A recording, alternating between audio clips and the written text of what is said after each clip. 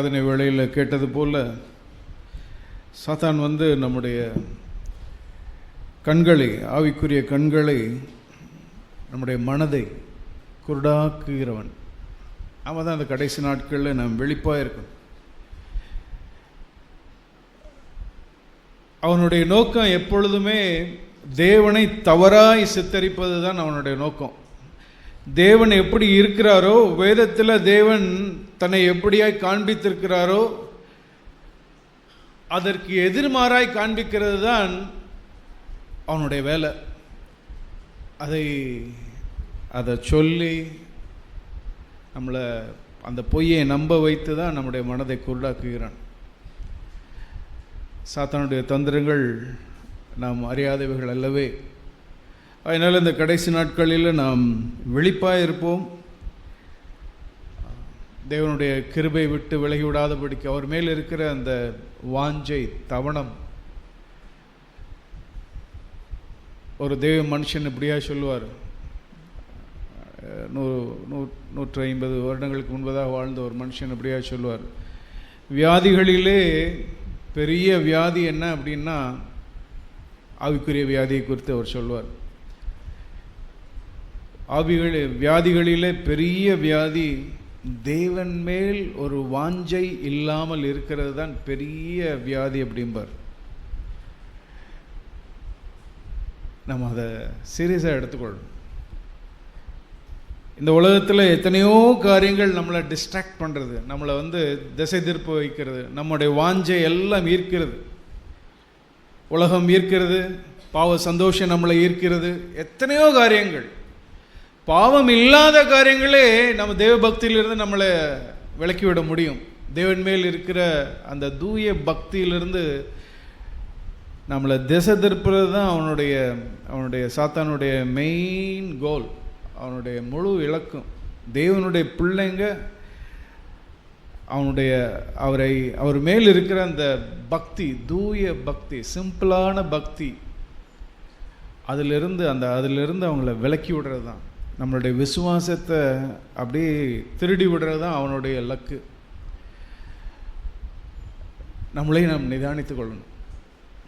என்னுடைய வாஞ்சை எது மேலே இருக்கிறது? அடிக்கடி நாம் கேட்டுக்கொள்ள வேண்டிய ஒரு காரியம், நம்மளை நிதானித்து பார்க்கணும். தேவன் இந்த நாளிலும் உங்களிடத்தில் உங்களுடைய, நான் இப்படி தான் பார்ப்பேன், இருதயம் ஒரு ஜாடி மாதிரி. அந்த ஜாடியில் மூடி போட்டு வச்சிருக்குது நம்ம எல்லாருடைய இருதயமும். அதற்குள்ள அத்தனை ஆசைகள் நம்ம வைத்திருக்கிறோம், என்னென்னலாமோ உள்ள இருக்கும். உலகத்தினால் ஈர்க்கப்பட்டிருந்தோம்னா அந்த உலக ஆசைகள் எல்லாம் உள்ள இருக்கும். மாம்சத்துக்கு உரியவர்களாக நாம் வாழ்வோம் என்றால் மாம்சத்தின் இச்சைகள் அங்கே இருக்கும். அதற்குண்டான ஏக்கங்கள், தவணங்கள் அது உள்ள இருக்கும்.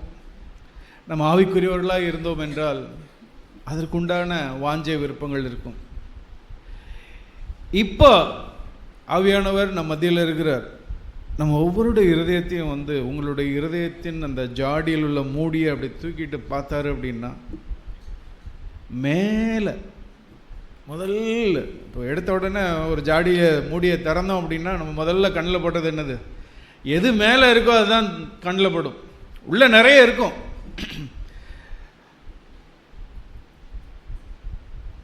நம்ம கேள்வி கேட்போம், ஆண்டவரே என்னுடைய இருதயத்தின் இந்த ஜாடியின் மூடியை திறந்தீங்க அப்படின்னா நீங்கள் முதல்ல என்னத்தை பார்ப்பீங்க? எனக்கு தெரியாது, உங்கள் பக்கத்தில் இருக்கிறவங்களுக்கு தெரியாது, உங்கள் கணவனுக்கு தெரியாது, மனைவிக்கு தெரியாது, பட் உங்களுக்கு தெரியும். வாலிபர்கள், சிறு பிள்ளைகள் எல்லாருக்குமே தெரியும். தேவன் அதை திறந்து பார்த்தானா அப்படி எட்டிட்டு உள்ளே பார்த்தாரு அப்படின்னா என்ன இருக்கும்? அதை பார்த்து அவர் சந்தோஷப்படுவாரா, அல்லது அப்படி மூக்கை பொத்திட்டு அப்படி போவாரா? பா கப்படிக்குதுப்பா அப்படின்ட்டு போவாரா? இயேசு கிறிஸ்து நமக்கு ஜெபிக்க கற்றுக் கொடுத்தார். பரமண்டங்களில் இருக்கிற பிதாவே, உம்முடைய நாமம் பரிசுத்தப்படட்டும், உம்முடைய ராஜ்யம் வரட்டும், உம்முடைய சித்தம் செய்யப்படட்டும் அந்த பூமியில். அவருடைய நாமம், அவருடைய ராஜ்யம், அவருடைய சித்தம். ஆண்டவரே, நான் இப்படியா என்னோட வாழ்க்கை இருக்கணும், ஆண்டவரே உம்முடைய நாமம் மகிமைப்படும்படியா இன்னைக்கு நான் வாழணும். ஆண்டவரே உம்முடைய ராஜ்யம், நீர் என்னுடைய இருதயத்தில் இன்னைக்கு ராஜாவாய், இன்னைக்கு மாத்திரம் இல்லை என்றென்றைக்கு நீ ராஜாவாய் இருக்கணும். இன்னைக்கு நான் எடுக்கிற முடிவுகளில், நான் செய்கிற காரியங்கள் எல்லாவற்றிலும் ஆண்டவரே நீ ராஜாவாக இருந்து என்னை வழி நடத்தணும். அதுதான் தேவனுடைய ராஜ்யம். தேவனுடைய ராஜ்யத்தில் யார் ராஜா? நான் அல்ல, நாம் அல்ல, அவர் ராஜாவாக இருக்கும். ஆண்டவரே என்னுடைய சித்தம் இல்லை ஆண்டவரே, உம்முடைய சித்தம். அனுதினமும் காலையில் எழுந்த உடனே இது நம்முடைய கதறல் தான் இருக்கிறதா? பிரியமானவர்களே, அது உண்மையிலேயே கதறுதலாக இருந்தது என்றால், ஜாடிய மூடிய தேவன் திறக்கும் பொழுது, நீங்கள் ஜெபிக்கும் பொழுது, உங்களுடைய இருதயத்தை திறந்து நீங்கள் ஜெபிக்கும் பொழுது, அவர் உள்ளே பார்க்கிற பொழுது அதை முதலாவது பார்ப்பார் என்றால், இருக்கு மற்ற காரியங்கள், நமக்கு தேவையான காரியங்கள் இருக்குது. ஆண்டவரே எனக்கு என் குடும்பத்துக்கு தேவையான எல்லாம் வேணும், எனக்கு குடியிருக்க வீடு வேணும், சாப்பாடு வேணும், பிள்ளைகளுக்கு நல்லா படிக்கிறதுக்கு வசதி வேணும், வேலை வேணும், எல்லாம் அதுக்குடைய காரியங்கள்லாம் இருக்குது. அந்த ரிக்வஸ்ட் எல்லாமே உள்ளே இருக்கட்டும், நல்லது. தேவன் அதையும் பார்ப்பார், அதை ஊடுருவி பார்ப்பார். ஆனால் திறக்கும் பொழுது முதலாவது எண்ணத்தை பார்ப்பார்.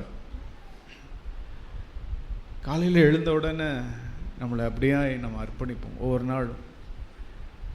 ஒரு நாளும் சாத்தான் வந்து இந்த 3 காரியங்கள், ஆண்டவர் சொல்லிக் கொடுத்த அந்த 3 காரியங்கள் நமக்கு பிரதானமாக இருக்கும் என்றால், இதையும் நம்முடைய இருதயத்தின் வாஞ்சியாக இருக்கும் என்றால், நம்ம ஒரு நாளும் வஞ்சிக்கப்பட மாட்டோம். நம்ம ஒரு நாளும் வந்து நம்முடைய மனக்கண்கள் குருடாகவே ஆகாது. தேவன் அவருடைய அந்த மகிமையான சுவிசேஷத்தின் ஒளியை, அவருடைய குறித்ததான வெளிப்பாடு, பரிசுத்த ஆவியானவர் நமக்கு உதவி செய்வார். இயேசுவினிடத்திலிருந்து நமக்கு காண்பித்து கொண்டே இருப்பார். அவருடைய மகிமையை காண்பிப்பார். அந்த மகிமையில் பங்கு பெறபடியாக அந்த மகிமையின் ஒளி பிரகாசமாக நம்ம கண்களுக்கு தெரியும். அந்த மகிமையின் ஒளியில் நம்ம நடப்போம். நம்ம தனிப்பட்ட வாழ்க்கை, குடும்ப வாழ்க்கை, சபை வாழ்க்கை, அந்த ஒளி பிரகாசிக்கும். அப்பேற்பட்ட சபையாய் தான் நாம் கட்டப்படணும்னு தான் ஆண்டவர் வாஞ்சிக்கிறார். சாத்தான் வந்து எப்படியாயிலும் நம்ம பயமுறுத்தி, ஒரு பயம். இன்னைக்கு அநேக கிறிஸ்தவர்கள் பயம், ஈவன் சேஃப்சியில் இருக்கிறவங்க, நம்ம பிதா தகப்பன் என்கிற சத்தியத்தை, தேவன் தகப்பன் அப்பா என்கிற சத்தியத்தை நாம் அதிகமாக நாம் தான் கேட்டிருக்கிறோம். மற்ற வெளி சபையாரை காட்டிலும் நாம் அதிகமாய் நாம் கேட்டிருக்கிறோம். ஆனாலும் நமக்குள்ள ஒரு பயம்.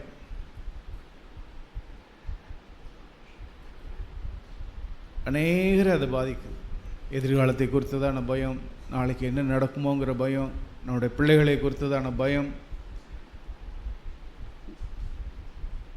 பிரியமானவர்களே, நாம் உண்மையிலே நாம் கேட்கிற வார்த்தைகள், சத்தியங்கள் வெறும் மூல அறிவில் இருந்துடக்கூடாது. இங்கேருந்து ஒரு அடி இறங்கணும், மூளையிலிருந்து ஒரு அடி இறங்கணும், நம்முடைய இருதயத்துக்கு இறங்கணும். அதை நான் விசுவாசிக்கணும். தேவன் ஆளுகை செய்கிறார் என்கிறத நாம் விசுவாசித்து பயத்தை நாம் ஜெயித்து வாழணும். தேவனோடு கூட இருந்த சீஷர்கள் நமக்கு தெரியும். பேதுருனுடைய கதை. அவர் கடலில் கடந்து வரும்பொழுது ஆண்டவர் நடந்து வா அப்படின்னார். பயம், சூழ்நிலையை பார்த்து பயந்தார். தேவன் தூக்கி எடுத்தார். நம் பழைய ஏற்பாட்டு காலத்தில் வாழ்ந்த எலியா தீர்க்கதரிசி. எலியா தீர்க்கதரிசி ஒரு வல்லமையான தீர்க்கதரிசி, நம்ம எல்லாருக்கும் தெரியும். சவால் விடுகிற ஒரு தீர்க்கதரிசி. அவரை குறித்து நாம் வாசிக்கிறோம். ஒன்று ராஜாக்கள் 17ஆம் அதிகாரம் முதல் வசனத்தில், 1 ராஜாக்கள் 17 முதல் வசனம். கீலேயாத்தின் அவரை குறித்து இந்த வார்த்தை இங்கே போடப்பட்டிருக்குது. முழு வசனத்தை நான் வாசிக்கல. இஸ்ரவேலின் தேவனாகிய கர்த்தருக்கு முன்பதாக நிற்கிற நான். எலியா யாரு? தேவனுக்கு முன்னாடி நிற்கிற ஒரு மனுஷன். தேவனை ஆவிக்குரிய கண்களினால், மனக்கண்களினால் பார்த்து வாழ்கிற ஒரு மனுஷன். தேவனுக்கு முன்பதாக நிற்கிறேன் அப்படின்னா தேவனே சார்ந்து வாழ்கிறவன், தேவனுக்கு முன்பதாக நிற்கிறவன், தேவனை அண்டிக்கொண்டு வாழ்கிற ஒரு மனுஷன், தேவனை அதிகமாக அறிகிற ஒரு சூழ்நிலையில் இருந்து வாழ்ந்த ஒரு மனுஷன். ஆனால் அந்த மனுஷனுக்கும் என்னாச்சு?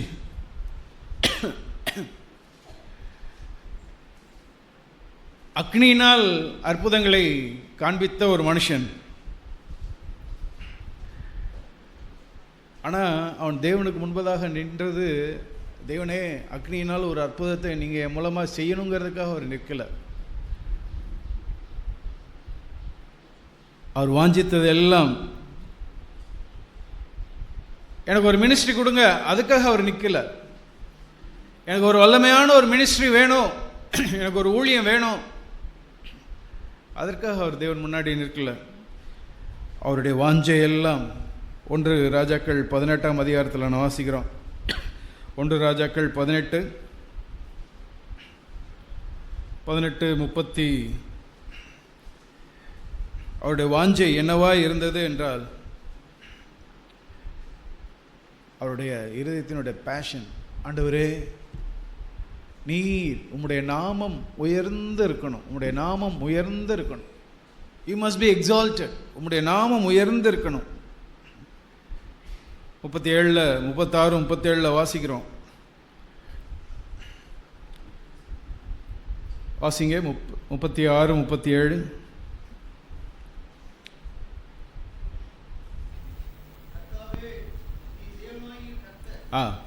கர்த்தாவே நீர் தேவனாகிய கர்த்தர் என்று, அடுத்தது 2 காரியத்தை அவர் சொல்றார். தேவனே நீரே கர்த்தர், தேவரீர் தங்கள் இருதயத்தை, ஜனங்களுடைய இருதயத்தை மறுபடியும் நீரே திருப்பினீர் என்று இந்த ஜனங்கள் அறியணும். அவருடைய இருதயத்தின் வாஞ்சை, நான் செய்கிற காரியத்தினால இது நிரூபணமாகணும், நான் அப்படிங்கிறது அவருடைய இருதயத்திலே இல்லை. என்னுடைய மினிஸ்ட்ரி அப்படிங்கிறது அவருடைய இருதயத்தில் அல்ல. நான் ஜெபித்த ஜெபம் அதல்ல. அவருடைய இருதயத்தில் இருந்தது, தேவனே நீர் கர்த்தர், நீர் ராஜா என்கிறத எல்லாரும் அறியணும், நீரே கர்த்தர் என்பதை அறியணும், நீரே ஜனங்களுடைய இருதயத்தை திருப்பினீர். நான் செய்த காரியத்தினால் அல்ல, நான் செய்த அதிசயத்தினால் அல்ல, நான் செய்த பிரசங்கத்தினால் அல்ல, ஆண்டவரே நீரே இதை செய்தீர் என்று ஜனங்கள் அறியணும். யூ டர்ன் த ஹார்ட்ஸ், நீர் அவருடைய இருதயத்தை திருப்பினீர். 36 நான் உம்முடைய ஊழியக்காரன், ஐ எம் எ சர்வன்ட், நான் உம்முடைய ஊழியக்காரன், நான் வேலைக்காரன் ஆண்டவரே, நான் உம்முடைய ஊழியக்காரன் என்றும் இந்த காரியங்கள் எல்லாம் உம்முடைய வார்த்தையின்படி செய்தேன். நானா செய்யல ஆண்டவரே, உம்முடைய சித்தத்தின்படி தான் நான் செய்கிறேன். அதுதான் அவருடைய இதயத்தில் இருந்த வாஞ்சை, தட் பேஷன். இன்னைக்கு நம்ம அநேகர் நம்ம திருச்சபையில் தேவன் ஒவ்வொருவருக்கும் ஒவ்வொரு பங்கு கொடுத்துருக்கிறார். நான் என்ன நோக்கத்துக்காக நான் செய்கிறேன், எனக்கு எது பிரதானமாக இருக்குது, நான் என்னை காண்பிக்கும்படிக்கு நான் விரும்புகிறேன்னா, நான் என்ன ப்ரொஜெக்ட் பண்ணுறேன்னா, அல்லது நீரே கர்த்தர், தேவனே நீரே என்று இதை செய்தீர் என்று எல்லாரும் அறியணும், ஆண்டவருடைய நாமத்தை நான் முன் வைக்கிறேன்னா. இதே எலியாவின் ஆவி கொண்ட ஒரு தீர்க்கதரிசி நம்ம எல்லாருக்கும் தெரியும். எலியாவின் ஆவி கொண்ட தீர்க்கதரிசி யாரு?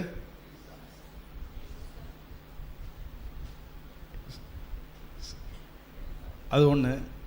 அதுக்கப்புறம் யோவான், இயேசு கிறிஸ்து சொன்னார் இல்லையா, யோவான் அவருடைய இதயத்தில் என்ன வாஞ்சை இருந்தது? சரி, அந்த எலியாவின் ஆவியை நம்ம பார்க்கணும்.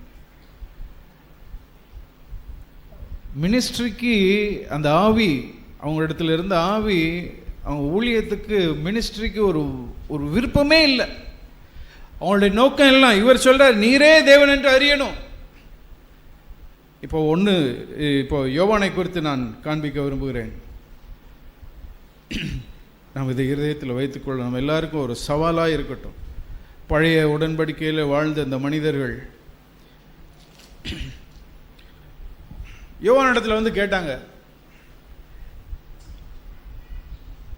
நீங்கள் ஞானஸ்தானம் கொடுக்குறீங்களே, எதுக்காக ஞானஸ்தானம் கொடுக்குறீங்க? நீங்கள் யாரு? நீர் தீர்க்கதரிசியா? நீர் என்ன எலியாவா? நீர் தீர்க்கதரிசியா? நீர் கிறிஸ்துவா? நீர் கிறிஸ்துவா? இல்லை, நான் கிறிஸ்து இல்லை. நீ எலியாவா? நான் இல்லை. நீ தீர்க்கதரிசியா? இல்லை. 1ஆம் அதிகாரத்தில் நான் வாசிக்கிறோம் 25. அப்போ ஏன் நீங்கள் ஞானஸ்தானம் கொடுக்குறீங்க? Why are you baptizing? நீ கிறிஸ்து இல்லைன்றீங்க, எலியா இல்லைன்றீங்க, 25 வாசிக்கிறோம், தீர்க்கதரிசி இல்லைன்றீங்க, அப்புறம் ஏன் ஞானஸ்தானம் கொடுக்குறீங்க? நம்ம அநேகர் திருச்சபையில் அநேக காரியங்களை செய்கிறோம். தேவனுடைய வார்த்தையை பகிர்ந்து கொள்கிறேன். அநேக சகோதரர்கள் பகிர்ந்து கொள்கிறீங்க, சகோதரிகள் நீங்கள் உங்களுக்குள்ளே நீங்கள் பகிர்ந்து கொள்ள உற்சாகப்படுத்துகிறீங்க. சண்டே ஸ்கூல் எடுக்கிறீங்க, யூத் மீட்டிங் கண்டக்ட் பண்ணுறீங்க, சமைக்கிறோம். எந்த ஒரு காரியமாக இருக்கட்டும், திருச்சபையில் ஒரு காரியத்தை நம் சரீரமாகிய சபையில் ரட்சிக்கப்பட்ட ஒவ்வொருவருக்கும் ஒரு ஃபங்க்ஷன் இருக்குது, ஒரு ஊழியம் தேவன் வைத்திருக்கிறார். நம்ம அதை செய்கிறோம். எதற்காக நான் செய்கிறேன்? என்ன நோக்கத்தோடு செய்கிறேன்? இப்போ இவர் சொல்கிறார், இவருக்கு கொடுக்கப்பட்ட ஒரு மினிஸ்ட்ரி ஞானஸ்தானம் கொடுக்கறது. அதனுடைய தாற்பயம், அதனுடைய கோட்பாடு, தாற்பயம் என்ன, அதை நம்ம இருதயத்தில் நம்ம வைத்துக்கொள்ளும். இந்த எலியாவின் ஆவி என்ன சொல்கிறாரு? அதுக்கு பதில் சொல்கிறாரு பாருங்களேன். என்ன பதில் சொல்கிறாரு? ஏன் கேட்டீங்க, ஏன் கொடுக்குறீங்க அப்படின்னு 25 கேட்டதுக்கு பதில் வந்து 31 சொல்கிறார். வாசிங்க 31, யோவான் 1:31. நானும் இவரை அறியாதிருந்தேன், இவர் இஸ்ரவேலுக்கு வெளிப்படும் பொருட்டாக நான் ஜலத்தினாலே ஞானஸ்தானம் கொடுக்க வந்தேன் என்றான். எதுக்கு வந்தாரா? எதுக்கு ஜலத்தினால ஞானஸ்தானம் கொடுத்தாரு? இஸ்ரவேலிலே இவர் வெளிப்படும்படிக்கு, இயேசுவே கிறிஸ்து, இயேசுவே தேவன் என்று தேவன் வெளிப்படும்படிக்கு, இயேசு வெளிப்படும்படிக்கு. பழைய ஏற்பாட்டில் வாழ்ந்த மனுஷனுடைய அவருடைய இருதயத்தில் இருந்த வாஞ்சை எல்லாம் தான், நான் எதுக்காக நான் ஊழியம் செய்கிறேன்? அதன் மூலமாக இயேசு வெளிப்படணும். பிரியமானவர்களே, இன்னைக்கு நான் எதுக்காக நான் சபையில் நான் நின்று பிரசங்கம் பண்ணுறேன்? நான் எதுக்காக? நம்ம ஒவ்வொருவரும் நம்ம இந்த கேள்வியை கேட்டுக்கணும். நீங்கள் சபையில் என்ன செய்கிறீங்களோ, ஏன் அதுக்காக செய்கிறேன்? இப்போ யோவான் பழைய ஏற்பாட்டில் வாழ்ந்த அந்த யோவான் சொல்கிறாரு, பழைய உடன்படிக்கையில் வாழ்ந்த யோவான் சொல்கிறாரு, கிறிஸ்து வெளிப்படணும்பா. நம்ம இடத்துல அதே ஆவி இருக்கா? எலியாவினுடைய ஆவி, நீரே தேவன், நீரே கிறிஸ்து என்று வெளிப்படணும். நான் பாத்திரவன் அல்ல, அவரிடத்தில் இருந்தது இந்த ஆவி. அவனே காரியங்களை செய்கிறோம்.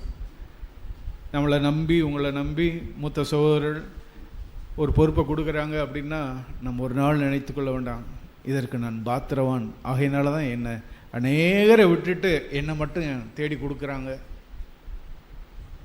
நான் பாத்திரவான் அல்ல. எலியாவினுடைய ஆவி, யோவானுடைய ஆவி அதான்.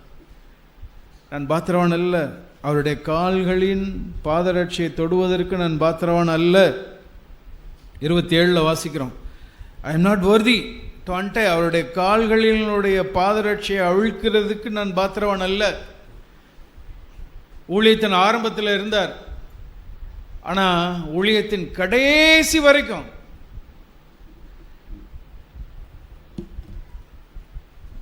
அப்போஸ்தலர் நடபடிகள் நம்ம மனதில் நாம் வைத்துக்கொள்வோம். நான் இதை ஒரு நாளும் மறக்க விரும்பல. அப்போஸ்தலர் 13:25 வாசிங்க. யோவான் தன் பணிவுடை ஓட்டத்தை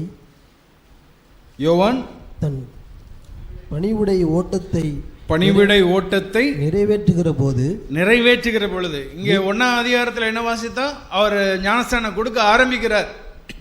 அப்போ அவரிடத்துல என்ன ஆவி இருந்தது? நான் பாத்திரவன் அல்ல, கிறிஸ்து வெளிப்படணும். அதே அந்த ஆவி முதல்ல இருந்தது. இப்போ அவருடைய ஓட்டத்தின், அவருடைய மினிஸ்ட்ரியில் கடைசிக்கு வந்திருக்கிறார். பணிவிடை ஓட்டத்தில் முடிவில் அவர் என்ன சொல்றார்? வாசிங்க. நீங்கள் என்னை யார் என்று நினைக்கிறீர்கள்?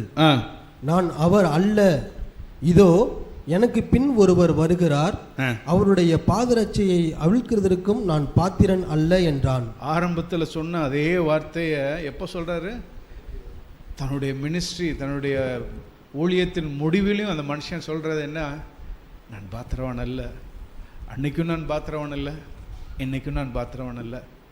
ஏன் அவர் தேவனுடைய பார்வையில் பெரியவராக இருந்தார் அப்படின்னா இதுதான் ரகசியம். நான் பாத்திரவன் அல்ல. பிரியமானவர்களே, தேவன் நம்மளை நம்பி ஒரு பொறுப்பு கொடுத்துருக்கிறாரு இந்த திருச்சபையில் கட்டப்படுவதற்கு அப்படின்னா இந்த ஆவியோடு கூட நாம் செய்வோம். தேவன் அப்பேற்பட்டவர்களை தான் திருச்சபையில் எதிர்பார்த்துட்ருக்கிறார். நம்மளை ப்ரொஜெக்ட் பண்ணுறதுக்காக அல்ல, நம்முடைய தாளந்துகளை காண்பிக்கிறதுக்காக அல்ல. தேவன் யார்? நான் பாத்திரவன் அல்ல என்கிற ஒரு எண்ணம் ஆரம்பிக்கும் போது எல்லாத்துக்கும் இருக்கும். ஆனால் தேவன் நம்மளை தாங்கும் பொழுது, நம்மளை ஆசீர்வதிக்க, நம்மை கொண்டு மற்றவர்களை ஆசீர்வதிக்கிற பொழுது தான் நம்முடைய தலை உப்புவதற்கு நாம் சோதிக்கப்படுகிறோம். யோவான் இடத்துல இருந்த இதே ஸ்பிரிட் எலியாவின் இடத்துல இருந்தது. தேவன் நம்முடைய இருதயத்தின் ஜாடியை திறந்து பார்த்தாருன்னா அதை தான் பார்க்கணும். நான் பாத்திரவன் அல்ல, ஆண்டவரே நீர் வெளிப்படணும், இயேசுவே நீர் வெளிப்படணும், நான் என்ன செஞ்சாலும் அதில் நீர் வெளிப்படணும். அந்த கனத்தையும் மகிமையும் நாம் ஒரு நாளும் தொட்டுவிட கூட. அப்பேற்பட்டவர்கள் தான் திருச்சபையில் அப்படி ஒரு எளிமையான, இந்த மனுஷன் ஒரு எளிமையான மனுஷன் எலியா. மறுபடியும் 1 ராஜாக்கள் 17 வருவோம். கீலேயாத்தின் குடிகளிலே இருந்த ஒரு மனுஷன். இங்கிலீஷில் என்ன போட்டிருக்குன்னா செட்டிலர்ஸ். எங்கேயோ இருந்து இன்னொரு ஊரில் செட்டில் ஆனவங்க. அவங்க பிறந்து வளர்ந்தது கீலேயாத் கிடையாது. அவங்க செட்டில் ஆனவங்க, வெளியூரில் இருந்து அப்படியே பிழைக்கிறதுக்காக வந்தவங்க. வேலை ஏழ்மையானவர்களாக இருந்திருக்கலாம். சிம்பிளான ஒரு லைஃப் வாழ்கிற ஒரு மனுஷன்.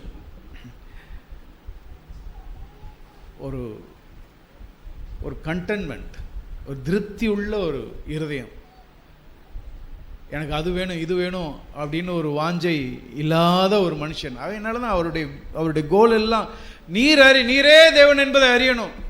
சிம்பிளான ஒரு வாழ்க்கை, எளிமையான ஒரு வாழ்க்கை. குடியிருக்கிறவங்க நமக்கு தெரியும், புலம்பெயர்ந்து ஊராக இலங்கையிலேருந்து அகதிகள் வந்திருப்பாங்க. அவனுடைய வாழ்க்கையை நம்ம பாருங்கள். வந்த புதுசுலலாம் அவங்களாம் எப்படி இருந்தாங்க. இன்றைக்கி நல்ல ஒரு வேளை செட்டில் ஆகிருந்துக்கலாம். ஆனால் வந்த நாட்களில் நம்ம எல்லாம் நீங்கள் பார்த்துருப்பீங்க, இந்த பகுதியில் காரைக்கால் அந்த பகுதிகளெல்லாம் நிறைய பேர் தங்கியிருந்தாங்க. அவனுடைய நிலைமை எப்படி இருக்கும்? இங்கே செட்டில் ஆனவங்க.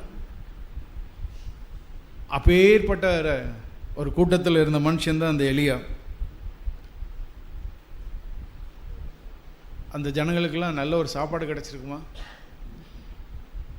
ஆரம்பத்தில் வந்த உடனே எவ்வளோ கஷ்டப்பட்டிருப்பாங்க. ஒரு நல்ல ஒரு வீடு கூட இருந்திருக்காது. ஷெட்டு போட்டு டென்ட்டு போட்டு ஏதோ தங்க வச்சுருப்பாங்க. அந்த மாதிரி செட்டில் ஆனவர் தான் அவர். ஆனால் எப்பொழுதும் அந்த சூழ்நிலை இருந்தாலும் சரி, எவ்வளவு ஏழ்மையாக இருந்தாலும் சரி, எவ்வளோ எளிமையாக இருந்தாலும் சரி, சரியான சாப்பாடு இல்லாமல் போனாலும் சரி, அவரை குறித்து ஆவியானவர் எழுத வைத்திருக்கிறது தேவனாகிய கர்த்தருக்கு முன்பதாக நிற்கிற ஒரு மனுஷன். அதுதான் தேவனாகிய கர்த்தருக்கு, தேவனுடைய பிரசன்னத்தை அவ்வளவாய் உணர்ந்து வாழ்ந்த ஒரு மனுஷன்.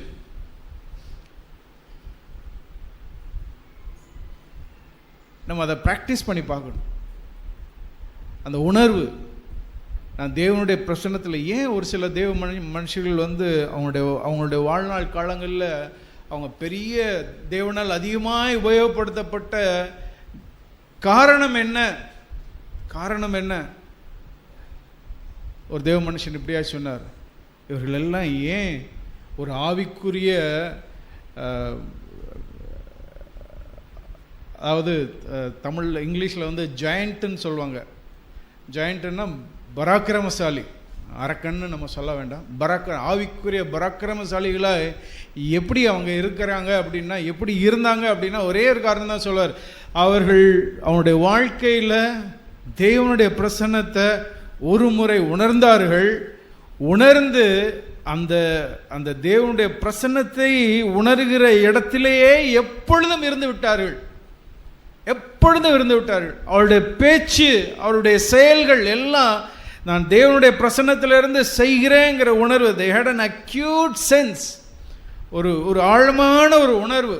அதை தக்க வைத்து கொண்டாங்க.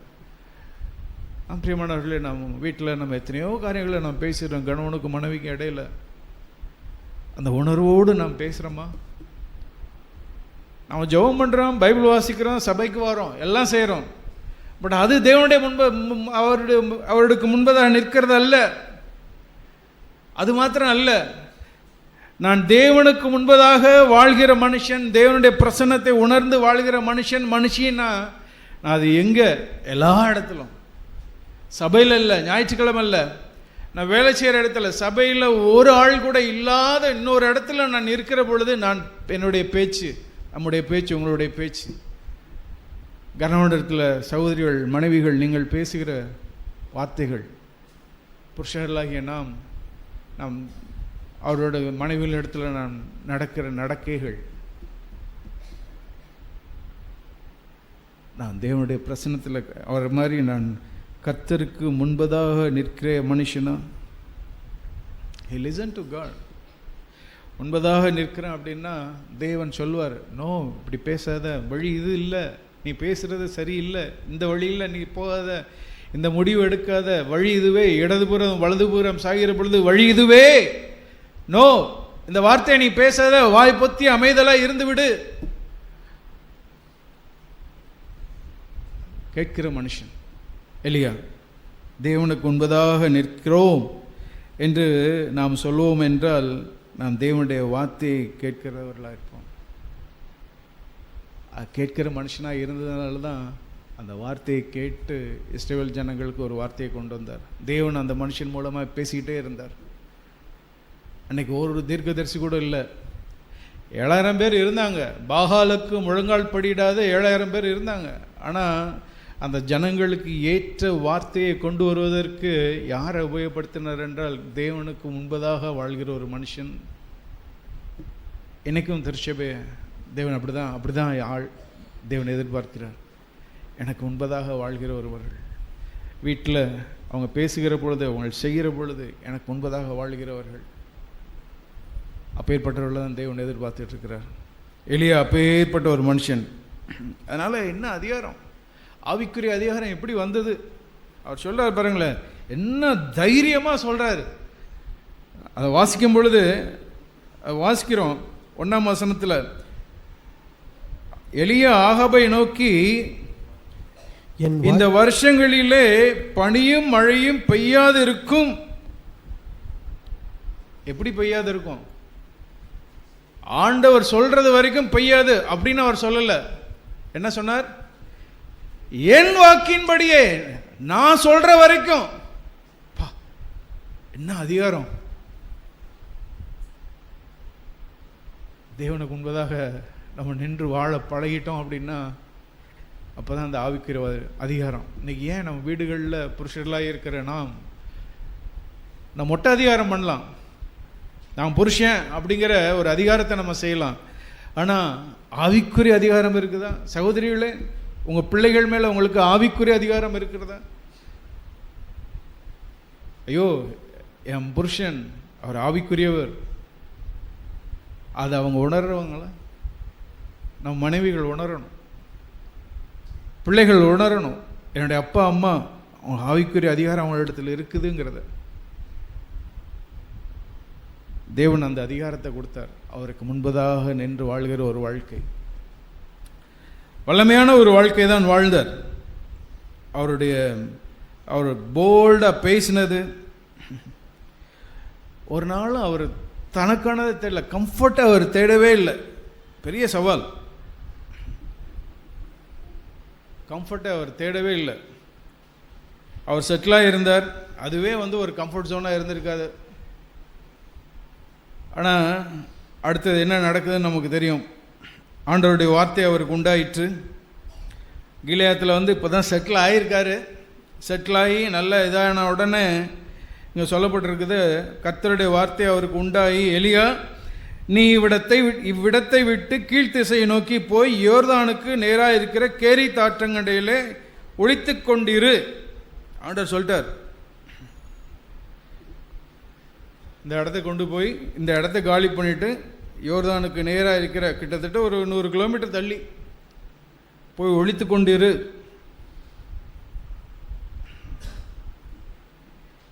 ஒளித்து கொண்டிருவா. ஆண்டவர் சொல்கிறாரு, ஆண்டவரே, நான் அங்கே போய் நான் எப்படி சாப்பிடுவேன்? அங்கே போய் எங்கே தங்குவேன்? அங்கே லாட்ஜிலாம் ஒன்றும் இருக்காத, அங்கே வீடே இருக்காத, ஆற்றுக்கரையில் என்ன இருக்கும்? புதர் தான் இருக்கும். நான் அங்கே போய் எங்கே இருப்பேன்? அங்கே வீடு இல்லையே, எப்படி நம்ம? ஒரு கேள்வி கேட்கல. நேராக கிளம்பி போயிட்டார். Instant obedience. நான் தேவனுக்கு உண்பதாக வாழ்கிற மனுஷியாய் இருக்கிறேன் என்றால் நம்ம அறிந்து கொள்ளலாம். இந்த உடனடியாக கீழ்ப்படுகிற ஒரு வாழ்க்கை, இன்ஸ்டன்ட் ஒபீடியன்ஸ். எலியாவின் இடத்துல தான் பார்க்கிறோம். ஆண்டவர் சொன்னார், நீ அந்த ஆற்றின் தண்ணீரை குடிப்பாய், அங்கே உன்னை போஷிக்க காகங்களுக்கு கட்டளையிடுவேன். 5ஆவது வசனத்தில் வாசிக்கிறோம். ஒரு வார்த்தை பேசல. மழையே பெய்ய மாட்டேன்றதுன்ட்டு சொன்னீங்க, நானும் சொல்லிட்டேன். அந்த ஆற்றுல எவ்வளோ நாள் தண்ணி வரும்? நான் அங்கே போய் எத்தனை நாள் குடியிருக்கணும்? அதுக்கப்புறம் நான் எங்கே போகணும், ஏது போகணும்? ஒன்றுமே சொல்லலையே. மொட்டையாக அங்கே போய் குடியிருங்க, போய் அங்கே போய் ஒழிச்சிக்கான்னு சொல்கிறீங்களே. எத்தனை நாள் ஆண்டவரே? ஒரு கேள்வி கேட்கல. டைம்லைன், ஆண்டவர் டைம்லைன் கொடுங்க, டைம் டேபிள் போட்டு எத்தனை ஒன்றும் கேட்கல. 5ஆவது வசனத்தில் அவர் அப்படியே கர்த்தருடைய வார்த்தையின்படியே போய் தங்கி இருந்தார். தலைக்கு மேலே கூரை இல்லை, வெயில், மழை இல்லை, வெயில் சுள்ளுன்னு அடிக்கும். அவ்வளோ டிஸ்கம்ஃபர்ட், அவ்வளோ அசௌகரியம். மனுஷன் ஒரு வார்த்தை முறுமுறுக்கலையே, தரையில் தான் படுத்துக்கணும். வெட்டாந்தரையில் தான் படுத்துக்கணும். மனுஷன் ஒரு வார்த்தை சொல்லலை. தேவனுக்கு உண்பதாக நின்ற ஒரு மனுஷன். கொஞ்ச நாள் கழித்து ஓகே, அவருக்கு காகங்கள், அவனுக்கு விடியற் காலத்தில் அப்பமும் இறைச்சியும், சாயங்காலத்திலும் அப்பமும் இறைச்சியும். ஹோட்டலில் போய் நம்ம சாப்பிட்றோம். அங்கே சர்வ் பண்ணுறவங்க ஒரு நல்ல ஒரு சுத்தம் பத்தம் இல்லாமல் இருந்தாங்கன்னா நமக்கு எப்படி இருக்கும்? அந்த ஹோட்டலில் போய் சாப்பிட்றதுக்கு எவ்வளோ அருவருப்பாக இருக்கும். ஒரு காக்கா சாப்பாடு கொண்டு வருது, ஒரு சிறுமை. இது ஒரு சிறுமை. தேவன் அப்பேற்பட்டவருடைய வாழ்க்கையில் அனுமதிக்கிற சிறுமை. நம்முடைய வாழ்க்கையில் தேவன் சிறுமை அனுமதிப்பார். ஆனால் நம்முடைய நோக்கத்தை, நம்முடைய இருதயத்தின் யோசனைகளை அவர் வரையறுக்கும்படிக்கு அதை அனுமதிப்பார். ஆண்டவர் டெஸ்ட் பண்ணிகிட்டே இருந்தார். ஒரு சிறுமை. இதில் எப்படி எலியா ஹேண்டில் பண்ணுறார்? ஓகே, இப்போ அங்கே தண்ணி போச்சு, ஒரு வார்த்தை கேட்கல. ஆண்டவரே, தண்ணி போயிடுச்சு, இப்போ தேசத்தில் மழை பெய்யாதபடியினால் 7ஆவது வசனத்தில் சில நாட்களுக்கு பின்பு அந்த ஆறு வற்றி போயிற்று, இப்போ தண்ணியும் இல்லை. ஆண்டவர் சொல்கிறாரு, மறுபடியும் கர்த்தருடைய வார்த்தை உண்டாகி, நீ சீதோனுக்கு அடுத்த சாரிபாத் ஊருக்கு போ. சீதோன் எவ்வளோ தொலைவில், 100 மீட்டருக்கு மேலே இருக்கு, 100 கிலோமீட்டருக்கு மேலே போகணும். நடந்து, வெயில் சுள்ளுன்னு அடிக்கும், நடந்து போ. சீதோனுக்கு அடுத்த சாரிபாத். அங்கே போய் ஒரு நல்ல பெரிய லாட்ஜா அல்லது நல்ல ஒரு பணக்கார வீடா? அதுவும் கிடையாது. போய் உனக்கு ஒரு விதவைக்கு நான் கட்டளையிட்டு இருக்கிறேன், அந்த விதவையனுடைய நிலைமை நமக்கு தெரியும். போய் அதை படித்து பார்த்தோம்னா நீங்கள் படிச்சிருப்பீங்க. ஒரு சாப்பாடு தான் இருக்குது, அடுத்த வேளைக்கு என்னன்னு தெரியல. அங்கே போய் தான் ஆண்டவர் போய் நீங்கள் போய் தங்கி இரு.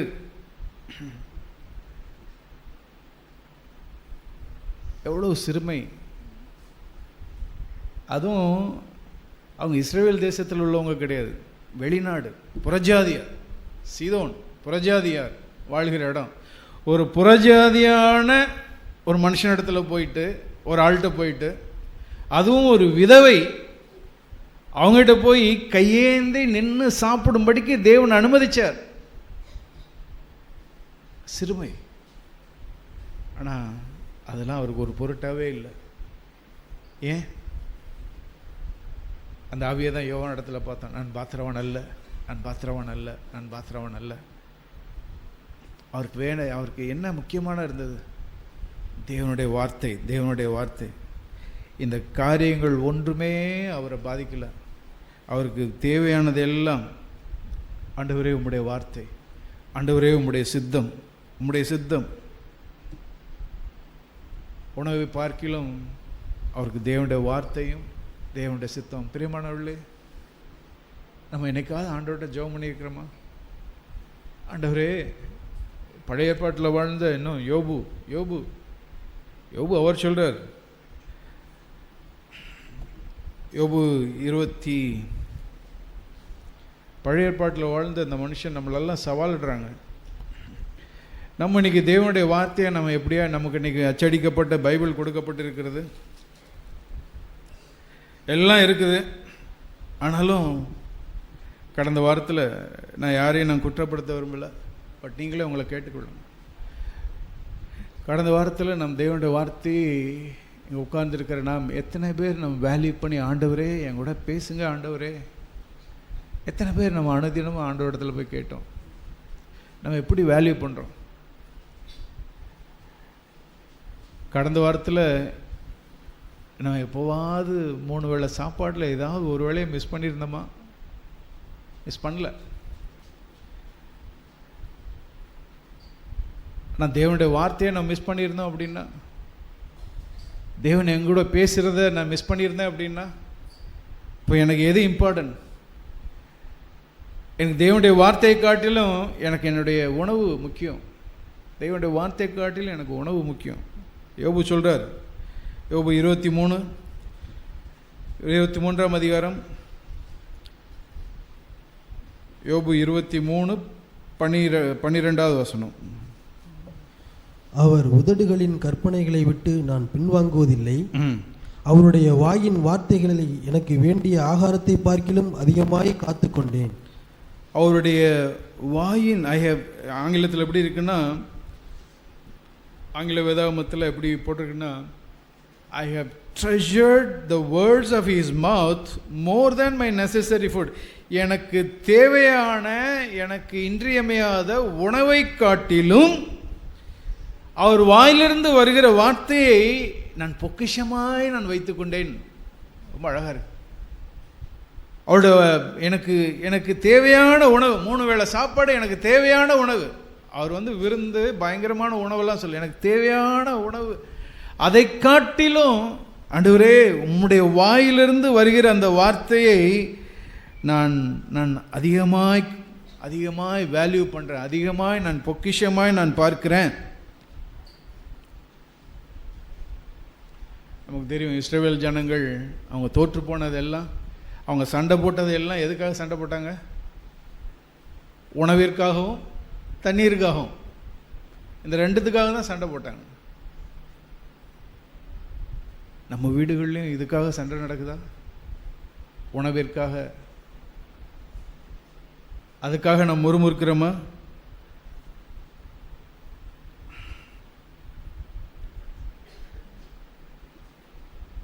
இந்த மாதிரி ஒரு சிறுமையின் வழியாய் கடந்து போன ஒரு மனுஷன், தேவன் பெரிய அற்புதங்களை அவர் மூலமாய் செய்தார். வானத்திலிருந்து நான் அந்த கதையை முழுசாக உங்களுக்கு சொல்ல விரும்பலை. ஆனால் நான் சொல்ல வந்த காரியம் என்ன அப்படின்னா, பயத்தை குறித்து. இப்பேற்பட்ட மனுஷன் இவ்வளவு வானத்திலிருந்து அக்னியை உண்டு பண்ணி 800 பேரை பாகால் தீர்க்கதரிசிகள், 400 பாகால் தீர்க்கதரிசிகள், 400 பொய் தீர்க்கதரிசிகள் எல்லாத்தையும் வந்து துவம்சம் பண்ணி அன்னைக்கு வந்து கத்தரே தேவன் என்று நிரூபித்த அந்த மனுஷன் இப்போ என்ன ஆயிட்டாரு அப்படின்னா, நமக்கு அந்த கதை தெரியும். தேவனுக்கு முன்பதாக நின்று கொண்டிருந்த அந்த மனுஷன் இப்போ காதுக்கு ஒரு செய்தி வருது. ஜெசபேல் வந்து சவால் விட்டா, என்னுடைய தீர்க்கதரிசியெல்லாம் நீ கொண்டுட்டல, நாளைக்கு நேரத்துக்கு நீ உயிரோடு இருக்க மாட்ட. ஒரு சவால் வந்தது. தேவனுக்கு முன்னாடி நின்று கொண்டிருந்த அந்த மனுஷன், ஒவ்வொரு நாளும் நின்று கொண்டு தேவனே பார்த்து கொண்டிருந்த மனுஷன், தேவனே பார்த்து கொண்டிருந்த மனுஷன் இப்போ அவருடைய கண்கள் எங்கே போயிடுச்சு?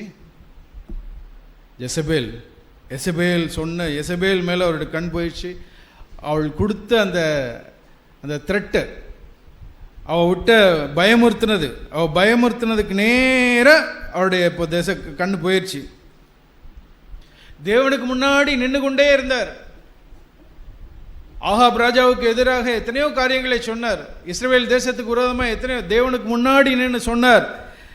ஆனால் தேவன் முன்னாடி காத்திருந்து வார்த்தையை பெற்றுக்கொண்ட ஒரு மனுஷன் இப்போ ஒரு சூழ்நிலை வருது. அந்த வார்த்தையை கேட்ட உடனே அவர் எங்கே போயிருந்துக்கணும்? தேவனுக்கு முன்னாடி போயிருந்துக்கணும், அங்கே போய் வெயிட் பண்ணியிருக்கணும். தேவனுடைய வார்த்தையை நாம் கேட்க தவறுகிற பொழுது ஏன் பயம் வருது? எதனால பயம் வருது? தேவனுக்கு முன்னாடி நிற்கிறது வரைக்கும் அந்த மனுஷன் சிங்கம் போல இருந்தார். ஆனால் இங்கே எப்போ அவர் மேலே இருந்த கண்கள், தேவன் மேலே இருந்த கண்கள் மனுஷர் பக்கமாய் திரும்பிச்சோ, பேதனுடைய கண்கள் இயேசுவின் மேலே இருந்த வரைக்கும் தைரியமாக வந்தார். எப்போ சூழ்நிலை மேலே திரும்பிச்சோ பயம் வந்துடுச்சு, வீழ்ச்சி அடைந்தார். அதுதான் நம்ம பார்க்குறோம். தேவனுடைய கைடை ஒவ்வொரு சூழ்நிலை, ஆண்டவரே நீங்கள் என்ன சொல்கிறீங்க, நீங்கள் என்ன சொல்லுங்கள், சாரிவாத்துக்கு போக சொல்கிறீங்களா, போகிறேன். இந்த ஆற்றங்கரையில் போய் இருக்க சொல்கிறீங்களா, போகிறேன். இங்கேருந்து அங்கே போகிறீங்களா, தேவனே சார்ந்து அடுத்து என்ன செய்யணும். அருமையான வாழ்க்கை வாழ்ந்து கொண்டிருந்த மனுஷன் ஒரு நாள் தேவனுடைய பாதத்தில் தேவனுக்கு முன்பதாக நிற்க தவறிட்டார். வெயிட் பண்ணலை, தானாய் முடிவெடுக்க ஆரம்பிச்சிட்டா. ஐயோ, இப்போ ஏற்பட்ட சூழ்நிலை வந்துருச்சா? 1 ராஜாக்கள்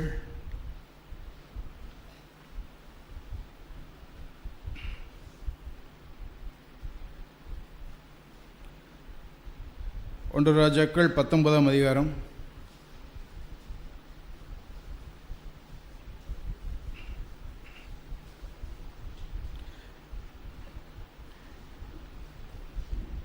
எசபேல் சொன்ன அந்த காரியம் 2வது வசனத்தில், எலியாவினிடத்தில் ஆள் அனுப்பி அவர்களில் ஒருவனுடைய பிராணனுக்கு செய்யப்பட்டது போல நான் நாளை இந்நேரத்தில் உன் பிராணனுக்கு செய்யாதே போனால் தேவர்கள் அதற்கு சரியாகவும் அதிகமாகவும் செய்ய கடவர்கள் எனக்கு. அவ்வளோதான். அவனுக்கு அது தெரிந்த பொழுது எழுந்து சுயமாய் ஒரு காரியத்தை செய்ய ஆரம்பிச்சிட்டார். என்ன வந்தது? சோர்வு, பயம் வந்தது. பயம் வந்த உடனே சோர்வு வந்துருச்சு. ஒரு நாள் பிரயாணம் பண்ணார், தன்னுடைய சொந்த பாதையில் போக ஆரம்பித்தார். தானாய் ஒரு முடிவெடுத்தார். தேவனுக்கு முன்பதாக நின்ற மனுஷன் இப்போ எங்கே இருக்கிறார் தெரியுமா? தானாய் ஒரு முடிவெடுத்ததுனால ஒரு சூரை செடியின் கீழ் உட்கார்ந்து நான் சாக வேண்டும். தேவனுக்கு முன்னாடி நின்றுட்டு இருந்த மனுஷன் இப்போ சூரிய செடிக்கு கீழே படுத்துக்கிட்டு இருக்கிறார், உட்காந்துக்கிட்டு இருக்கிறார். ஆண்டவரே போதும், ஆண்டவரே போதும். டிஸ்கரேஜ்மெண்ட். நம்ம எளியவை நம்ம குற்றம் சொல்ல முடியாது, நம்ம நியாயந்திருக்க முடியாது. நீங்களும் நானும் நம்ம நியாயந்திருக்க முடியாது. இவ்வளோ சவுடால் விட்டார், இப்போ இப்படி இருக்கிறார பயந்தாங்கொழி போல் நாம அவரை நியாயந்திருக்க முடியாது. எனக்கும் உங்களுக்கும் கொடுக்கப்பட்ட ஸ்லாக்கியங்கள் அவருக்கு இல்லை. அவருக்கு பரிசுத்த ஆவியானவர் வெளியில் தான் இருந்தார். ஆனால் எனக்கும் நமக்கும் இன்னைக்கு பரிசுத்த ஆவியானவர் நமக்கு உள்ளே கொடுக்கப்பட்டு இருக்கிறார். தேவன் இன்னைக்கு எனக்கு உள்ளே இருக்கிறார். ஆவியானவர் மூலமாக எனக்குள்ளே இருக்கிறார். திரியேக தேவன் ஆண்டவர் சொன்னார், இயேசு கிறிஸ்து சொன்னார் யோவான் 14:23, ஒருவன் என் இடத்தில் அன்பாக இருந்தால் என்னுடைய கற்பனைகளை கை கொள்வான், பிதாவின் இடத்தில் அன்பாக இருப்பார். நாங்கள் 2 பேரும் வந்து வாசம் பண்ணுவோம். அந்த ஸ்லாக்கியம் இன்னைக்கு எனக்கு நமக்கு இருக்குது. எலியாவுக்கு இல்லை அந்த ஸ்லாக்கியம்.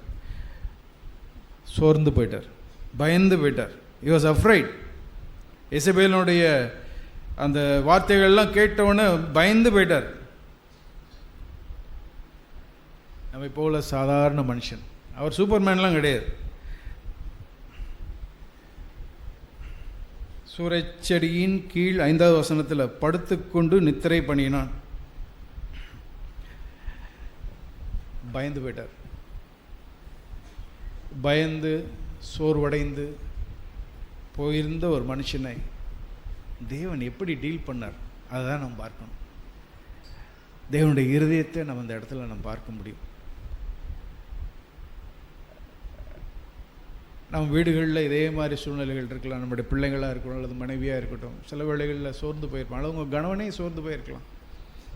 ஏதோ ஒரு சூழ்நிலையில் சோர்ந்து போயிருக்கிறாங்க. நான் எப்படி அவங்கள ஹேண்டில் பண்ணுறோம்? என்ன இவ்வளோ வார்த்தையை கேட்குற, இதுக்கு போய் நீ பயந்துட்டு இருக்கிறிய? நம்ம எளிதில் சொல்லிடுறோம். நம்ம அவனுடைய பலகீனத்தை தேவன் பார்க்கிற விதமாய் நம்ம பார்க்கறது இல்லை. டக்குன்னு விரலை நீட்டிடுறோம். அவங்க இன்னும் சோர்வுக்குள்ளே தான் போய்ட்றாங்க. ஆனால் தேவன் இந்த மனுஷனை எப்படி டீல் பண்ணார், தேவனுடைய இருதயத்தை நாம் அறிந்து கொள்ள முடியும். நிஜம்தான், தேவனுடைய அவர் சட்டைகளின் கீழே தைரியமாக இருந்த ஒரு மனுஷன், பாதுகாப்பாக இருந்த மனுஷன் இன்னைக்கு ஒரு சூரச்செடியின் கீழே தான் போய் கிடக்கிறார். அந்த மனுஷனுக்கு என்ன தேவை ஆண்டவர் பார்க்குறார். அவரை போய், என்ன எலியா நீ, இப்போ நான் அந்த இடத்துல இருந்திருந்தானே அதுதான் சொல்லியிருப்பேன். வா, 800 பேரை நீ கொண்டுட்டு இங்கே வந்துட்டு பயந்தாங்கொள்ளி மாதிரி பொம்பளை மாதிரி பயந்துகிட்டு இருக்கிறிய, எவ்வளவு தைரியம் என்ன? டக்குன்னு நம்ம சொல்லிவிடும். ஆனால் தேவன் அதை சொன்னார? தேவன் அதை சொல்லவே இல்லை. இந்த மனுஷனுக்கு ஒரு என்கரேஜ்மெண்ட் தேவை. இந்த மனுஷன் எப்பேற்பட்டவன் அல்ல. என் முன்னாடி நின்றுட்டு இருந்த மனுஷன் இன்னைக்கு லேசாக, இன்னைக்கு வேற, அவருடைய பார்வை, அவருடைய கண்கள் வேற எங்கேயோ போயிடுச்சு, பயந்து போயிட்டார். பயந்து போன ஒரு மனுஷன், அவனுக்கு என்ன தேவை? ஆண்டவர் பார்த்தார்.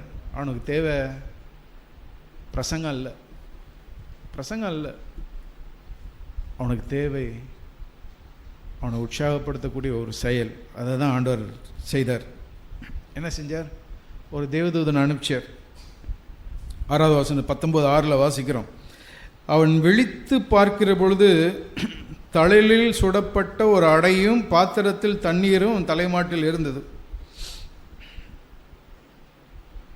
ஆண்டவர் ஒன்றுமே பேசலை. ஒரு தூதனை கூப்பிட்டார். எப்பா, இந்த அப்பத்தையும் ஒரு ஜக்கில் தண்ணியும் எடுத்து கொண்டு போய் நீ அவன்கிட்ட போய் கொடுத்துட்டு வா. அவர் என்ன பண்ணார்? பார்த்தாரு,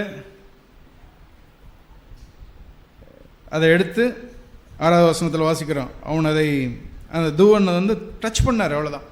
5வது வசனத்தில் தூதன் அவனை தட்டி எழுப்பி, ஹி டச்ட் ஹிம், தொட்டார், குத்தலை. எப்படி படுத்து கிடக்குற? குத்தலாம் இல்லை, குத்துற மாதிரி வார்த்தையும் இல்லை, செய்யலும் இல்லை. அவரை தட்டி எழுப்பி, சாப்பிடுப்பா, நீ சாப்பிடு. ஒரு வார்த்தை சொல்லலை.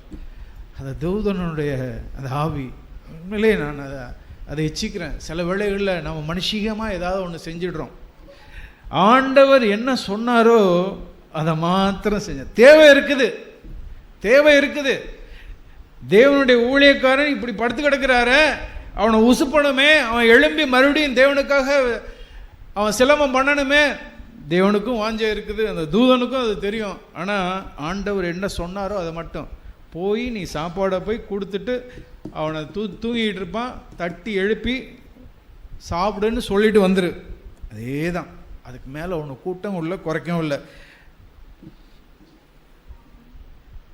தேவதூதன் பார்த்துருப்பார், சரி ஆண்டவர் இவ்வளோ பெரிய அற்புதம் செஞ்சுருக்கிறாரு, இவர் வந்து மறுபடியும் உற்சாகம் ஆகிடுவாருன்னு பார்த்துருப்பார். சாப்பிட்டாரு, மறுபடியும் என்ன பண்ணார், மறுபடியும் படுத்துட்டார். அதே சூர செடி கீழே நல்லா படுத்துட்டார். திரும்ப படுத்து கொண்டான், புசித்து குடித்து திரும்ப படுத்து கொண்டான். ஓகே, மறுபடியும் ஆண்டவர் அனுப்புகிறார். ஆண்டவர் அனுப்பிச்சு, அதே தூதனை அனுப்பிச்சு ரெண்டாந்தரம் வந்து அவனை தட்டி எழுப்பி மறுபடியும் அதே வார்த்தைப்பா நீ போஜனம் பண்ணு. ஒரு வார்த்தை சொல்ல, நீ போஜனம் பண்ணு. ஆனால் ஒரே ஒரு இண்டிகேஷன், ஒரே ஒரு ஹிண்ட் மட்டும் கொடுத்தாரு. நீ ரொம்ப தூரம் நீ நடந்து போகணும், நீ ரொம்ப தூரம் நீ பண்ண வேண்டிய பிரயாணம் வெகு தூரம், வெகு தூரம். அதை மட்டும் ஆண்டவர் சொல்லிட்டார். மறுபடியும் அவன் புசித்து எழுந்து குடித்து அந்த போஜனத்தின் பலத்தினால், எட்டாவது வசனத்தை வாசிக்கிறோம். போஜனத்தின் பலத்தினால் 40 நாள் ஆண்டவர் என்ன காண்பிக்கிறார்? சோர்ந்து போயிருந்த ஒரு மனுஷனுக்கு, தன்னுடைய ஊழியக்காரனுக்கு ஆண்டவர் என்ன காண்பிக்கிறார்? பயந்து போயிருந்தவனுக்கு, நான் உன்னை போஷிக்க முடியும், நான் உன்னை பாதுகாக்க முடியும், உனக்கு தேவையில்லை நான் சந்திக்க முடியும், அப்பமும் தண்ணீரும் நான் தர முடியும். அது மாத்திரம் இல்லை, நான் வல்லமையும் உனக்கு கொடுக்க முடியும். எங்கே போனார்? போஜனத்தின் பலத்தினால் 40 நாள் இரவு பகல். அன்னைக்கு அவர் பஸ்ஸில் போல, குதிரையில் போல, மாட்டு வண்டியில் போல, நடந்தே போனார். எங்கே? ஒரே பெண்ணும் தேவனுடைய பர்வதம் மட்டும் நடந்து போனான். நான் அதை கால்குலேட் பண்ணி பார்த்தேன். அவர் இருந்த சாரிபாத்துக்கும் அந்த அந்த அந்த ஊரில் இருந்து ஒரே தேவனுடைய பர்வதம், அதுக்கு எவ்வளோ தூரம்னு பார்த்தா கிட்டத்தட்ட 400 கிலோமீட்டர். மேப்பில் பார்த்தோம்னா 400 கிலோமீட்டர். ஒருவேளை சாப்பாடு தான்.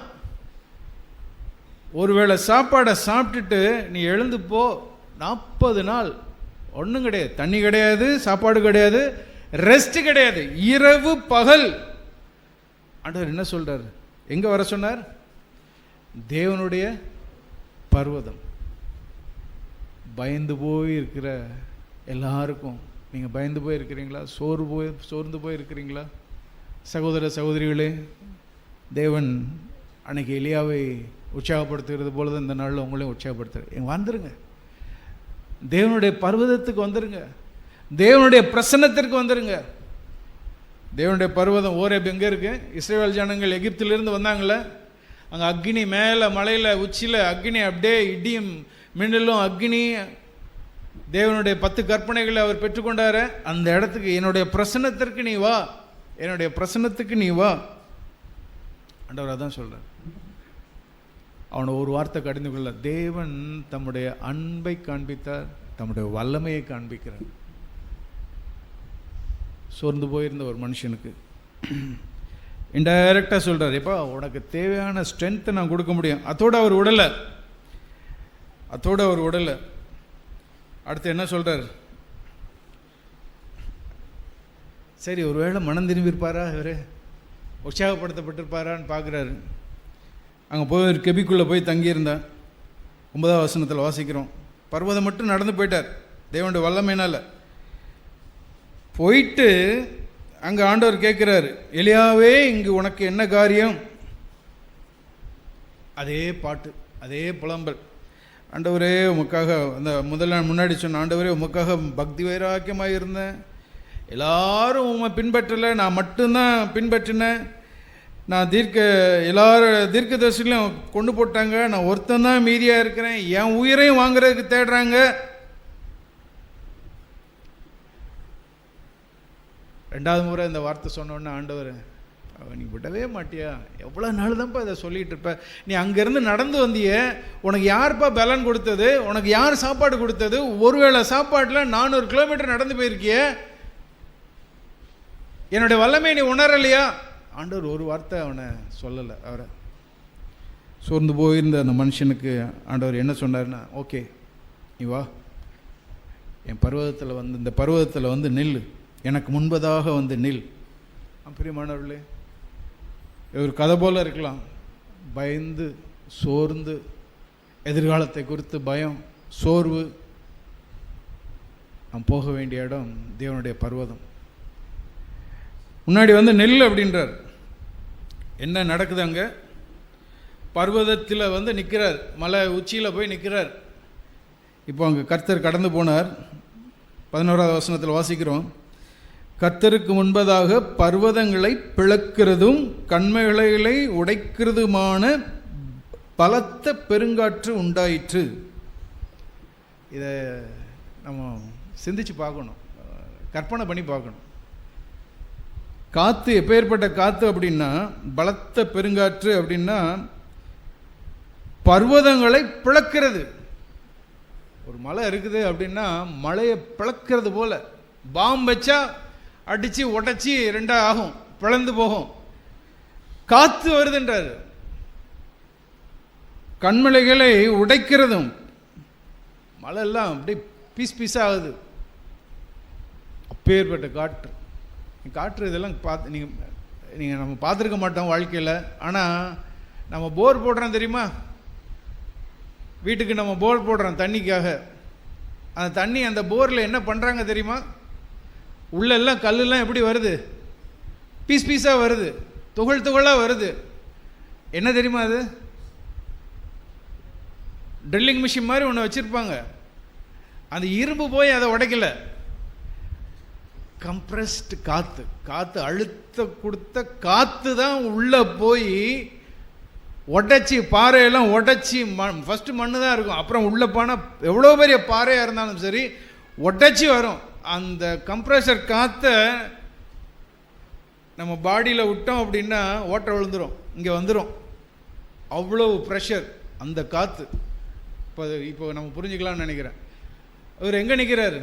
பர்வதத்தின் மேலே நிற்கிறாரு. நீங்கள் நம்மளை அங்கே இடத்துல கற்பனை பண்ணி பார்ப்போம். பறக்குது கல், பெரும் பெரும் பாறைல்லாம் பறக்குது. ஆண்டவர் சொல்றாரு,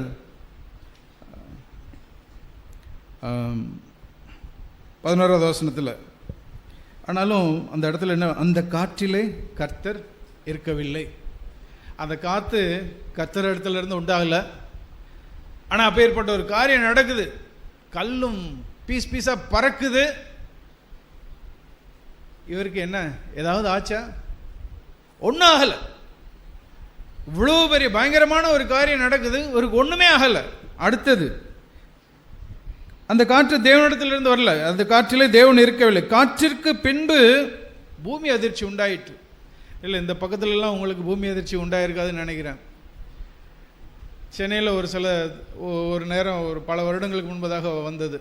நம்ம வீடியோவிலையும் நீங்கள் பார்த்துருப்பீங்க. பூமி அதிர்ச்சி வந்திருந்தது அப்படின்னா வீட்டுக்குள்ளே இருந்தவங்களே என்ன பண்ணுவாங்க? அவங்களுக்கு ஒன்றுமே கைங்காலும் ஓடாது. ஏதாவது ஒரு டேபிள் அதுக்கு கீழே போய் போகணுன்னு நினைப்பாங்க, ஆனால் அவங்களால நடக்க முடியாது. தலை சுத்தம், அந்த அசைவில் தலை சுத்தம், பயம். என்ன மனுஷன் அந்த அசைகிற போது நம்ம என்ன பண்ணுவோம்? பஸ்லேயே போயிட்டுருக்குறோம், திடீர்னு பிரேக் போட்டார்னா என்ன பண்ணுவோம்? பிடிக்கிறதுக்கு ஒரு இடம் தானே பார்ப்போம், ஏதாவது கம்பி இருக்குதான்னு பார்ப்போம், சீட்டு கிடைக்குதான்னு பார்ப்போம். நீங்கள் பருவத்தில் உச்சியில் இருக்கிறீங்க, எங்கே போய் பிடிப்பீங்க? எதை போய் பிடிப்பீங்க? கீழே பூமி ஆடுது, பூமி அதிர்ச்சி. காற்றிற்கு பின்பு பூமி அதிர்ச்சி உண்டாயிற்று. நம்மளை வச்சு பார்ப்போம், அந்த இடத்துல எப்படி இருக்கும் சூழ்நிலை. தேவன் அதில் இல்லை. பூமி எதிர்ச்சியிலும் கர்த்தர் இருக்கவில்லை. அதற்கு காரணம் கர்த்தர் அல்ல, சூழ்நிலை. இதெல்லாம் வந்து நமக்கு ஒரு படமாய், ஒரு சித்திரமாய் நமக்கு காட்டப்பட்டிருக்குது, நம்ம ஒரு திருஷ்டாந்தமாய் நமக்கு காட்டப்பட்டிருக்கு. கர்த்தர் அதில் இருக்குல்ல, அவருக்கு ஒன்றும் ஆகலை. பூமி அதிர்ச்சிக்கு பின்பு எல்லாம் எங்கே நடக்குது? மலை உச்சியில், அந்த ரங்கத்தில் பிடிக்கிறதுக்கு ஒன்றும் இல்லை. அந்த சூழ்நிலையில் மறுபடி அக்னி உண்டாயிற்று. சுற்றிலும் அக்னி எரியுது. எங்கேருந்து? மேலேருந்து விழுதா அல்லது சுற்றி அப்படியே பற்றிக்கிட்டு எரியுதான்னு தெரியல.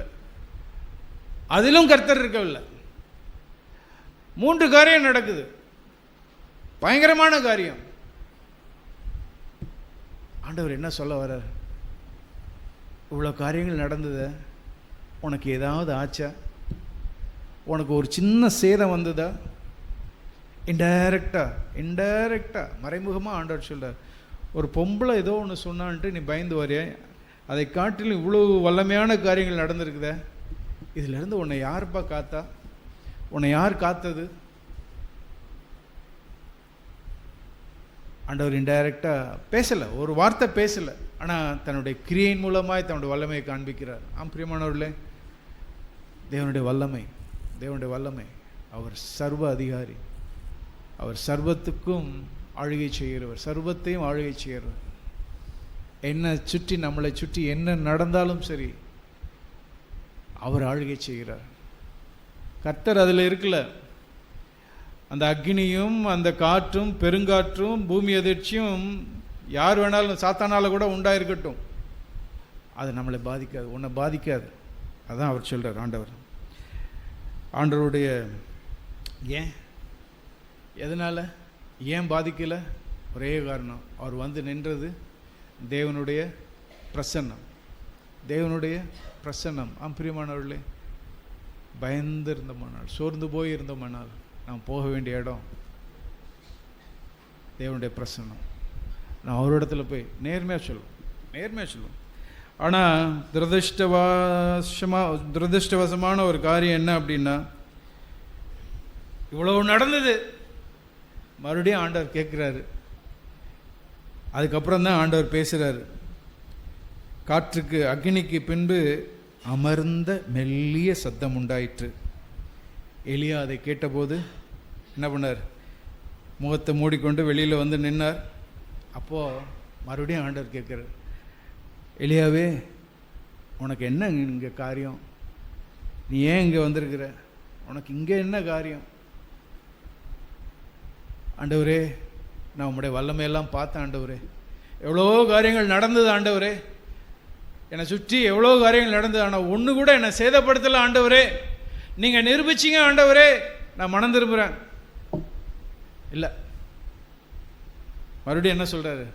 அதே பாட்டு, ஆண்டவரே, நான் உமக்காக பக்தி வைராகியமாக இருந்தேன், எல்லாரும் உண்மை பின்பற்றலை, நான் ஒருத்தன் தான் பின்பற்றேன், எல்லாத்தையும் கொண்டு போட்டாங்க, நான் ஒருத்தன் தான் உயிரோடு இருக்கிறேன், என் உயிரையும் எடுக்கிறதுக்கு தேடுறாங்களே.